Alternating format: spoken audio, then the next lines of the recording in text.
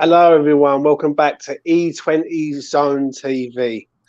I have to run two things, is the words that I will remember for the rest of my life. You have to run two things. I am joined by Lucas, all the way from the US of A. Lucas, how are you, man?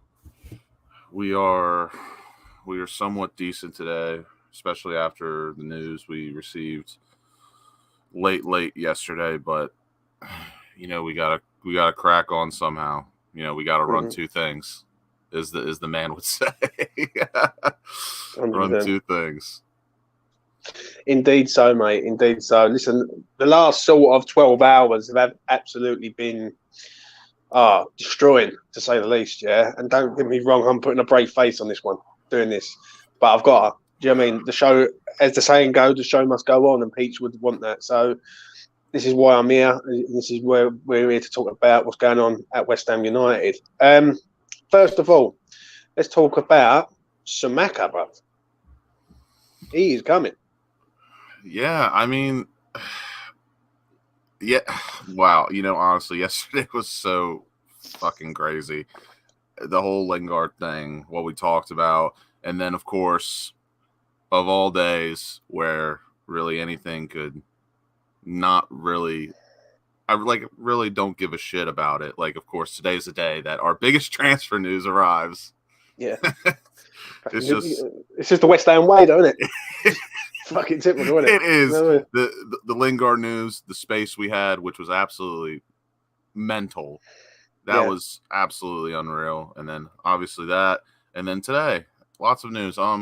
Scamacca, or however you pronounce it, guys. I think it's Scamacca. I think that's the Italian way to I swear to pronounce it. God, right? If we sign this geezer, it's a done deal. I'm calling him Gianluca, mate. Fucking hate you, Yes, innit?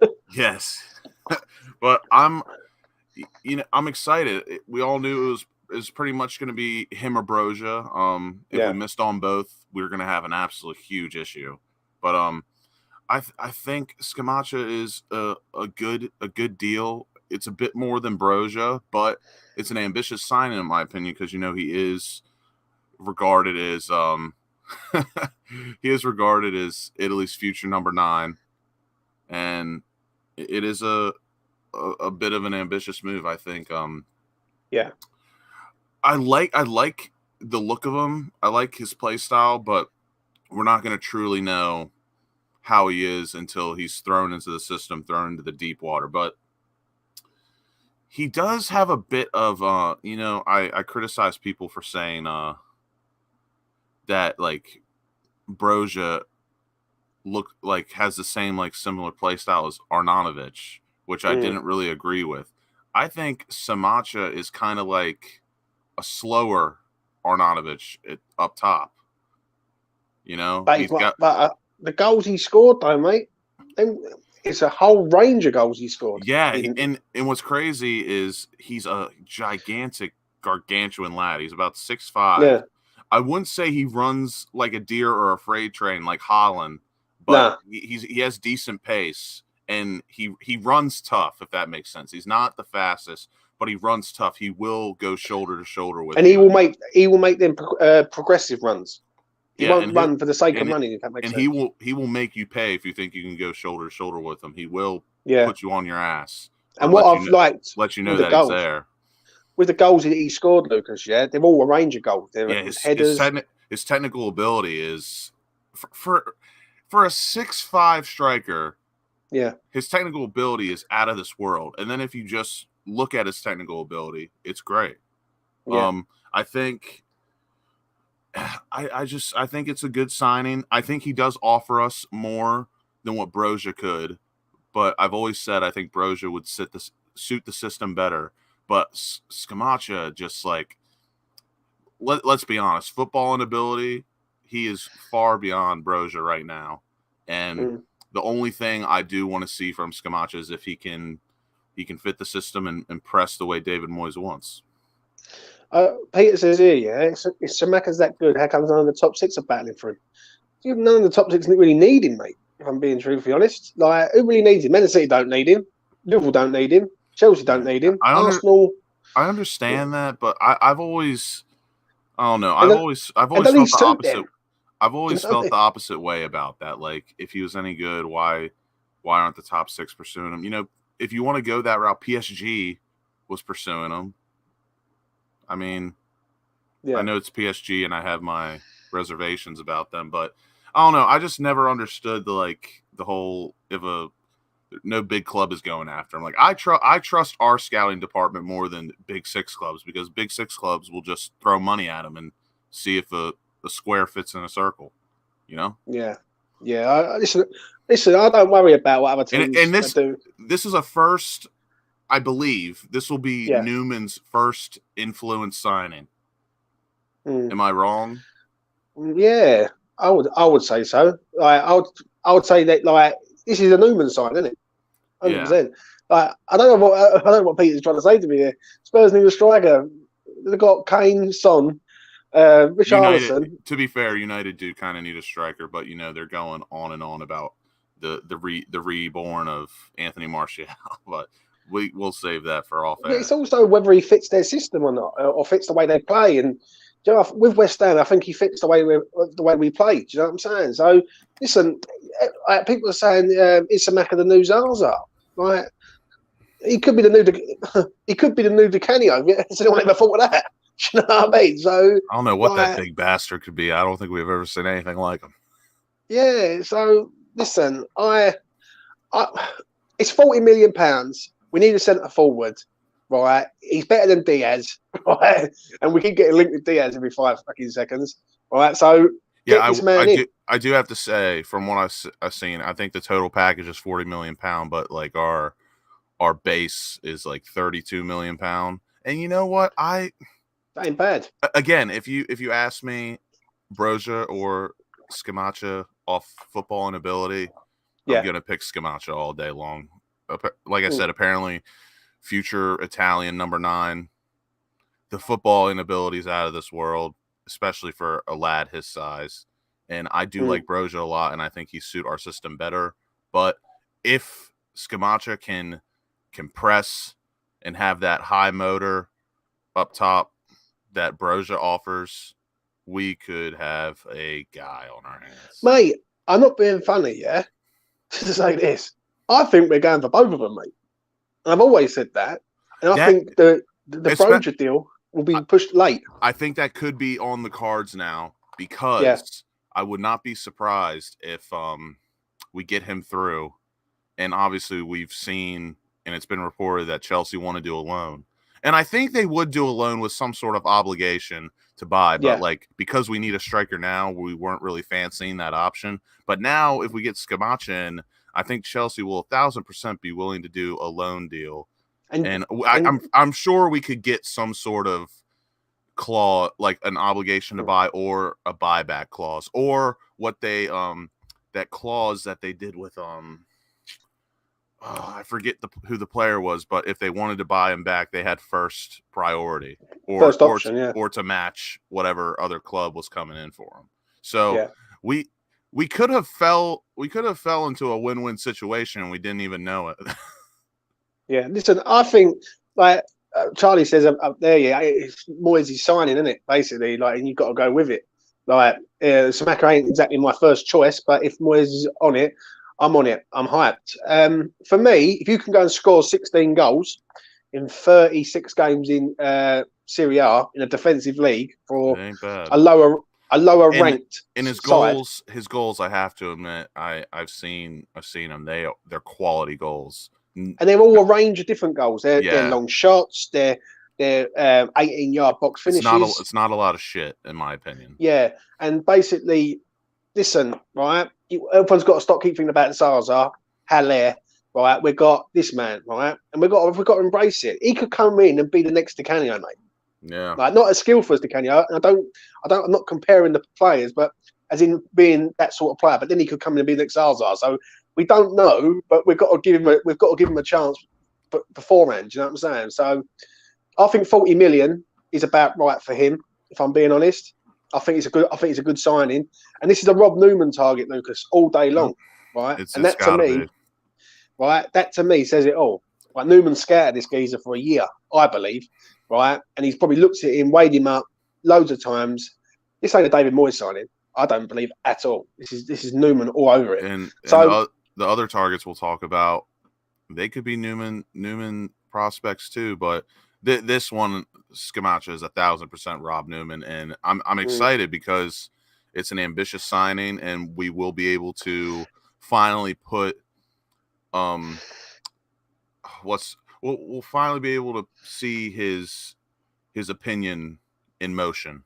Yeah, Peter just put here. Moyes has sold his Lingard shrine on eBay, £27 and 58 pence. Peter, I must admit, mate, that's cheered me up. That is honestly. Poor Budgie has it. I know he bought a little Lingard thing like months and months ago, just because he wanted it. Yeah, and the man to move right also done a tribute video to him coming home, but we won't talk about that. That's deleted into history. Yes, it is. Only a few seen. Yeah, I know, mate. Only a few seen. Listen, let's move on from Scamacca. Let's go on to Kostic, who we all know about because he was the man who influenced Frankfurt to beating us at the London Stadium. He is an absolute Balkan bastard. You already know. Fucking your Balkans are everywhere, Luke, isn't it? I told you we were taking over. Are we Balkans FC or something? What? Talk to me. You know I would love that. So again, it's pretty early over here, so I woke up to a frenzy of news, especially from a bunch of reliable sources. But the one thing I'm trying to understand is I don't know if you've seen. I don't know how much news you've seen. I'm assuming you've seen more than me. You've had a bit better window than me. Do you know if this is a left back, left wing back, left winger signing? For me, this I'm is a not left sure. 100%. This is the Jesse Lingard replacement in my eyes. Like I tell you, I'll quickly say this, Lucas. Yeah, I've seen people say he's a left wing back. Yeah, he does play left wing back, but he can play as a winger. West Ham don't play as a 3-4-3. Very rarely West Ham go 3-4-3. Really, you know what I mean? We don't really play five at the back anymore. We used to with Moyes, but that negative vibe has fucking completely gone now. We are a 4-2-3-1, and when we're out of possession, we slot back into sort of like a 4-4-2 sort of system. Do you know what I'm saying? So I think this is a good signing for the money. I think it's 15 million. I think 15, 18 million, which I think whether that is like get that done, mate. He's 29. So yeah, I don't know how to feel. Like I rate the player for sure because we talked about this when we were playing Frankfurt. In our opinion, were not they're no mugs, obviously, but like they weren't really as good as I thought. I thought they just had a really good system. They had a bunch of players that fit a system. They didn't have a lot of standout players. Like they had the Japanese lad who was good. I thought he was a good player. I think Kostic is good as well, but like the system brought something extra out of both of them. And we said this too when we were reviewing them, when we were up against them. They're not great, but like the way they go about their counterattack is so organized that like it almost seemed like you could put anyone in that team, and if they just followed the instructions of the manager on like who to give the ball to on the counterattack, everything just seemed to unfold. And Kostic was one of those guys. You just get the ball to Kostic or Kamata, I think his name was. I can't remember. Kamada, yeah. You get the ball to Kamada or Kostic on the counterattack. You let them carry the ball up the pitch and make the passing decision. And everything just seemed to unfold and turn into a great opportunity. So but full well, if he gets the ball and Scamacca's playing, that ball's coming straight in the box. Which time. I'm excited about.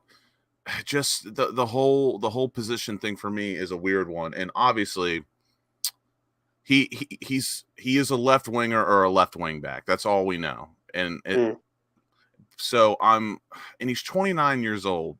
So I'm trying to like figure out if Moyes is going to let him play his natural position, make him play the position he played at Frankfurt, maybe see if he is not willing, but it seems he might be willing to play left back or give the left back role a shot. Basically, he covered the whole of the left-hand side. Yeah. Like, so from left back to left That's wing why back. for me, like the whole Dwight McNeil thing we talked about in the space and Yeah. off air. Even Maxwell Cornet, both of them I really liked because they're not like left wingers in my eyes. They just play down the whole flank. They really just cover all the ground, and they're decent all around. So with Kostic, the signing is exciting. I don't know what the reported fee is, or I'm seeing 15 million euro. Yeah. 15 million 15 pound. million, yeah. Which I think it's a bargain, mate. It is a bit for a 29-year-old. Everyone could be a bit indifferent on that opinion, but anytime you can get a quality player, I guess for that amount of money, you can't really bat your eye at it. If Charlie Walsh is still in the chat, Charlie, can you tell me roughly what you think his wages would be? If you're in the chat, please, mate.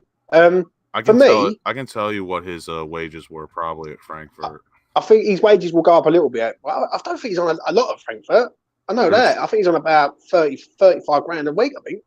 Something like that. So it's small. 58 million dollars.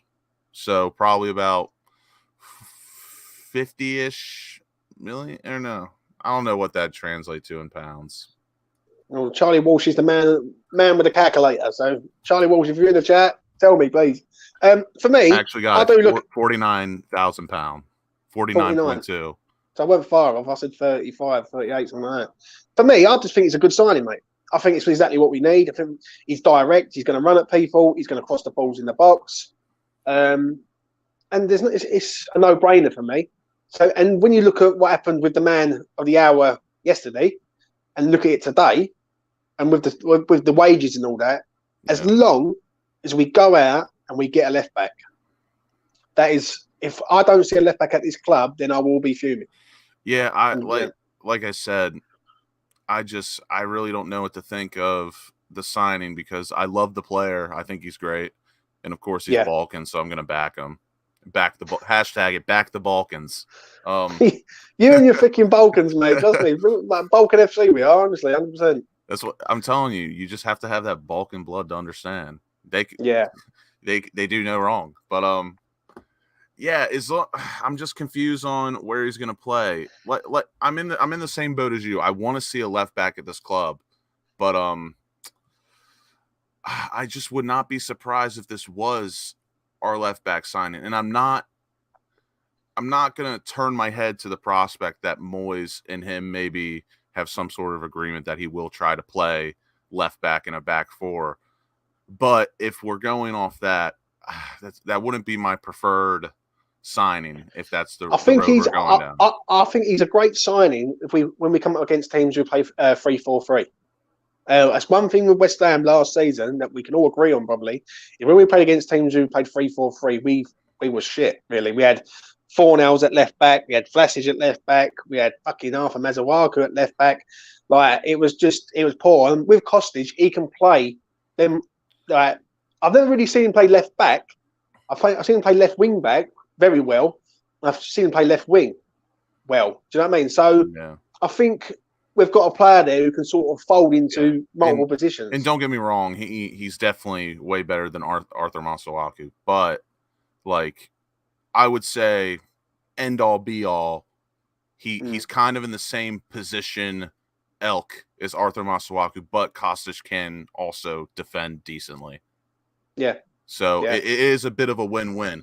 Like I said, I will have my reservations if that is our left back signing. It could work, it couldn't work. We all know. We don't know yet. But overall, good signing. He can fit in anywhere on the left side. And one thing we all know for sure, especially if we watch the Frankfurt match against us, he can deliver a ball. He can, mate. He definitely can. He's a bit rapid. He's a bit rapid, you know. Yeah, but I think he was the one who delivered the ball for the first minute for the goal, I think. If I remember rightly, I remember he come to him and he delivered it back post. Quick thoughts on this. We need a left back, but who? Ram is going Leipzig. Well, I mean, from all the reports we saw, especially from X, it was gonna be Ram or Kostic, and that's why in my heart of hearts, I kind of think Moyes is he might stick him at left back and see how he does in a back four. So I can only go off that, but I would rather see him as a winger or just a wide player in general. Yeah. Listen, I agree. But we will find out on that. Kostic for me, left winger. That's the position for him. Not left back, not left wing back. We can play left wing back. And finally, Aguerd, injured for between a month and 2. That's the report. Well, that's what I've sort of saw today. Yeah. Thoughts? The West Ham way. That's just how things unfold, unfortunately. But honestly, could be worse, I guess. It is a bit disheartening, but do you buy another centre half, Lucas? Right now, like I see someone say the other day, they said Abonna's injured, Dawson's injured, like injury. Yeah. Do you go and buy another centre half? Do you risk it, or do you just wait and try and get through? I don't think so. I think you wait it out. We haven't sold Diop yet for a couple reasons. One, we feel like he's worth more than £20 million, and now 2, Aguerd is injured. I think he goes right at the end of the window, Diop. I think West Ham will use him for the first 5 games, and then let him go right at the end. Yeah, and I don't think – I'm not sure if we'll sign another center half, but what I think will happen is – I mean, we can all basically kind of write off Man City at the first match. Like, whatever happens, happens. We do have a free hit, basically, at them. Yeah. But we kind of just want to see them play well. The result, really, at the end of the day, is a little bit irrelevant because it is City. They're the best team in the world. But I do think Moyes will roll out Zuma and Ogbonna to start the season, I guess, with Aguerd injured. And he can obviously rotate Dawson if he feels Ogbonna isn't playing well. I think we'll be fine though. It is gutting though because Aguerd did look really good in his first cameo for us. Yeah. But I think we'll be fine. Like I said, I've been Ogbonna's biggest supporter ever since he got injured. I think he is going to come back and be not just as good, obviously, but you know what I've said about these Italian defenders. To me, they are legit fine wine, and I think he will. I don't think he'll miss a beat. No, I agree. Listen, I'm confident in him. One thing with Italian defenders, they know how to defend, mate. Because that's their art, that's their league, isn't it? Right, defensive league, basically. But it is a blow, though. Like it is, considering the tackle was really, it was just an accident, wasn't it? Let's be honest. It was just a freak accident, so to speak. Do you know what I'm saying? So yeah. I feel that we're going to miss him for these 2 weeks. The City game is going to be a blow because I would have loved to see him against Haaland. I think he's going to embrace this league. Trust me, 100% Aguerd. I can't wait. Yeah. So maybe Moyes has looked at obviously Kostic and think maybe they might need to go to a 3 at the back and change it around a little bit just to spread the play a little bit better. And, honestly, to start the season, if we did start with the back 5, I wouldn't be too upset about it because we do have three or 4 tough fixtures. The only matches I don't want to see us go in a back 5 against are obviously Forest away, Villa away. But don't talk to me about Forest, mate. I can't wait for that game after last night's space. Yeah.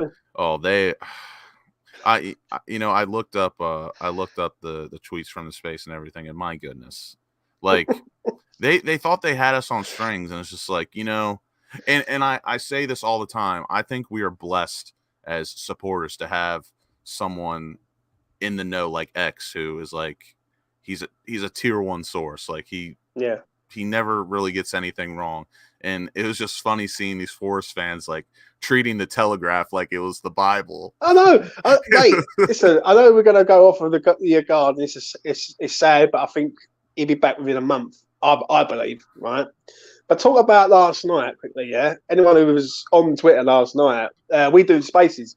Me, Lucas, West Ham Online, Scotty Venn, who's in the chat usually, Mitchell, who comes on this channel, right? And last night we had a load of Forest fans on there, and it was carnage. At first it was a bit trolling, wasn't it? It was a bit like they were trying to troll us, and then Trent, who I thought spoke very, very well, come on. And real quick, I gotta say, while I did like Trent, very well spoken, and obviously there's all gonna be like a tad bit of bias in us when we're talking about our club.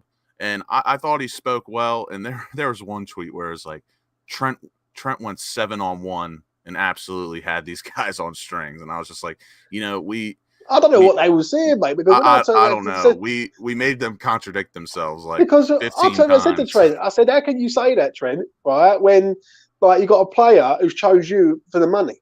He did make a fair few points, but when I saw the tweet that Trent absolutely had him on strings 7-1, I was like, oh my goodness. Oh, Lucas, Jamie says, yeah, your poem made my evening, mate. I have never laughed so much for that poem in all my life. If you're on Twitter, please go over and follow Lucas, yeah? And you will find the poem that he sort of sung out about Jesse Lingard, and that's why all the Forest fans come for us, honestly. It was, I even said to Trent after, but before he left the space sort of thing, I turned around and said, I said, fair enough, Trent. Like, you've spoke very well, mate. You've come on here and you've put your point across.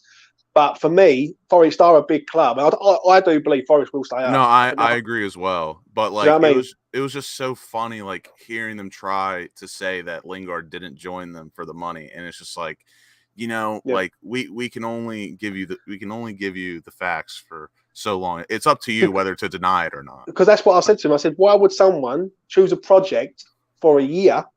Yeah, when they've got European football at West Ham. We're competing at the top end of the table. He's been here before. He's mates with Declan Rice. Yeah. It's a no-brainer for me. Basically, for anyone that's listening, all we really wanted to do when these Nottingham fans came in, we just wanted them to admit that Lingard went to Nottingham Forest for the money, and they just wouldn't do it. They just would not admit it, and they kept talking about their project. And I've got to be honest. Trent made a fair point about their project, but like their project starts now. Like, they're in the Premier League, they got here. Their project is to survive, not like he was expecting to start comfortably. It ain't going to work like that. Forest fans, supporters were saying they expected to finish mid-table, which is absolutely unreal. Yeah. And then the other thing from last night is that they don't seem to have a problem with their wage structure, and it's like we're just telling them, if Lingard does not hit the ground running, there's going to be a gargantuan issue, because we went over it in the space. I looked up Forrest's wage bill. Brennan Johnson, before he got his new contract, was making $2,500 a week, and there's absolutely no. I said there's no way there's a player making more than $70,000 on that wage bill. When I looked at the wage bill, absolutely no shot there's anyone making more than 50. And all we was saying last night, all we was trying to say is that fair enough, right? It was nothing against Nottingham Forest at all, because if it would have been another club coming, like Newcastle or something, right, we would have been the same. So that's nothing against them. That's what I said. It literally could have been anyone, but I think they saw it as like a personal attack, because they're a newly promoted club.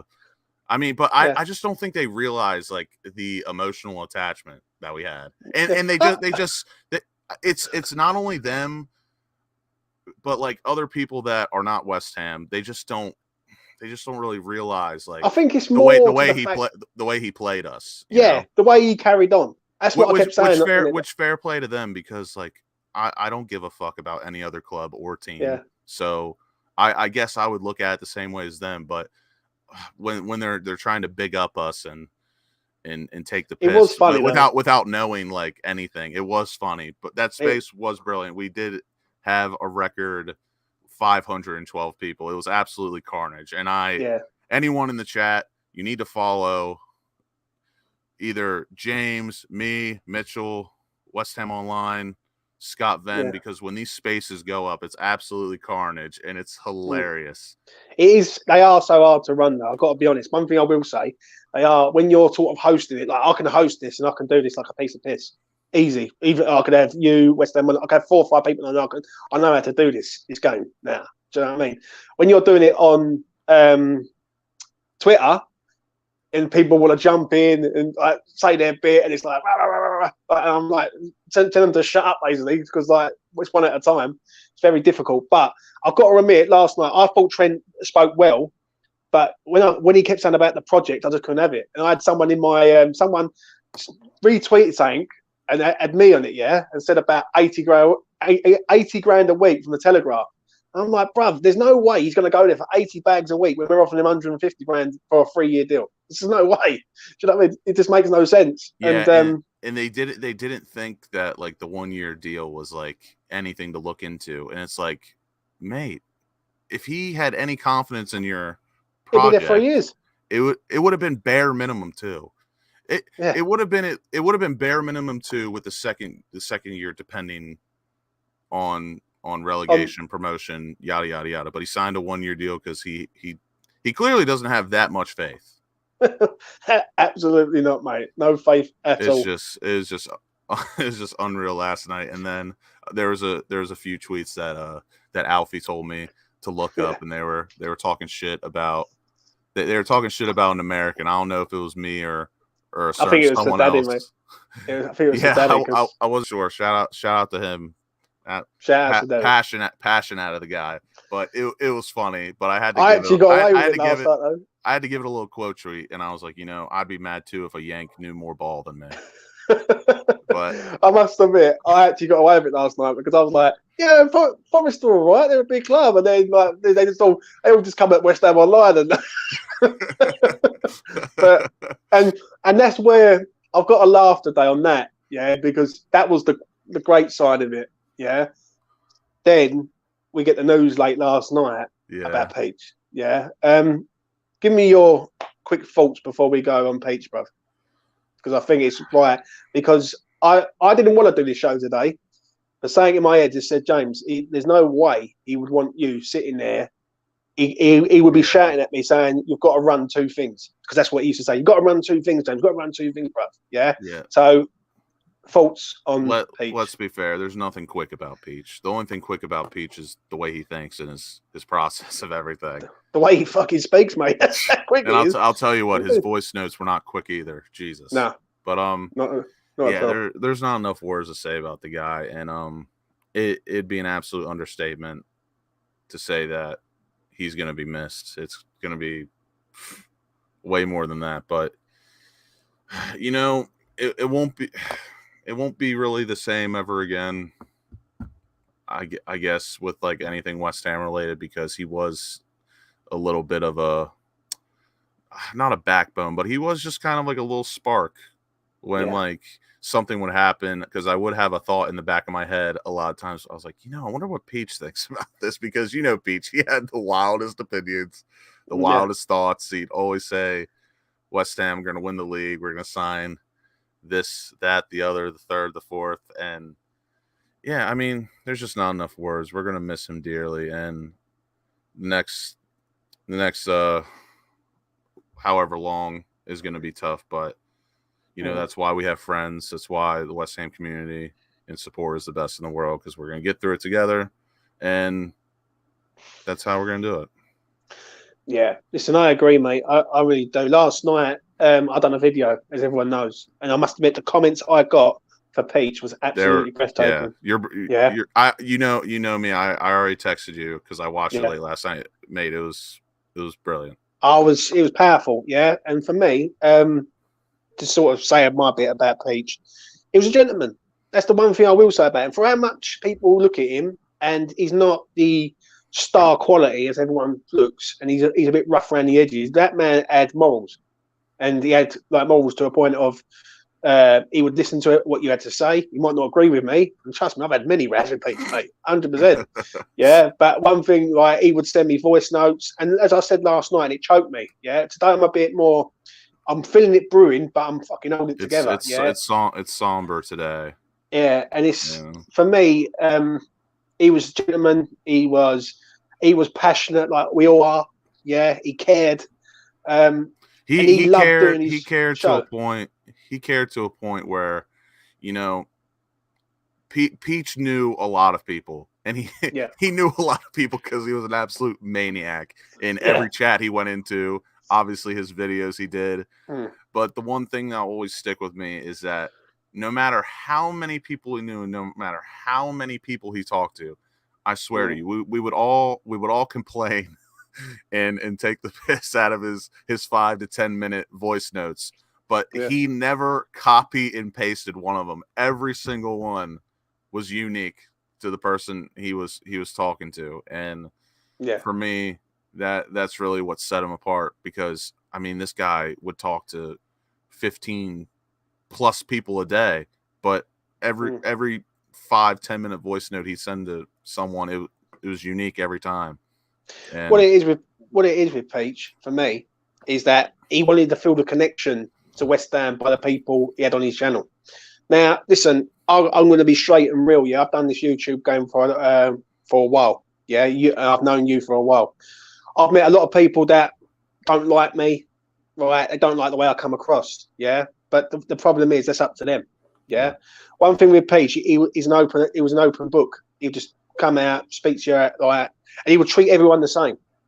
And for me, the YouTube community is a very polarizing community, in my opinion. Yeah, you got some people who are in it for different motives.